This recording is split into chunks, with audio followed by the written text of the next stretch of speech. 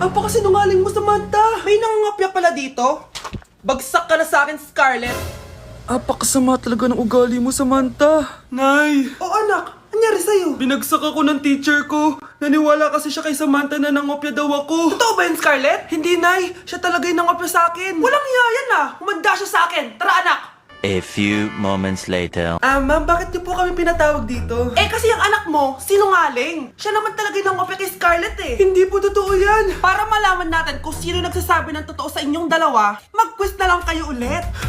Patay ako nito. Humanda ka ng mapahiya, Samantha. Okay, time's up. Pass your papers. Scarlett, naka-perfect ka. Yes! Talino talaga ng anak ko. Samantha, wala kang tamang sagot. Ikaw talaga ang totoong nangungopya. Nakakahiya ka, Samantha. Humanda ka sa akin sa bahay. Tara! Huwag po, Nay.